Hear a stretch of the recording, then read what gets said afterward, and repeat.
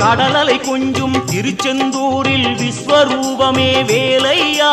பழமுதி சோலை அறுபடை வீடும் புண்ணிய தரிசனம் முருகையா திருநீர் அணிந்து வரும் போது நெஞ்சில் நிம்மதி பிறக்குது கந்தையா சுகனே சிவனார் மகனே உன்னை பாட பாட சுகமாகுதையா வேல் முருகா அரோகரா அரோகரா வேல் முருகா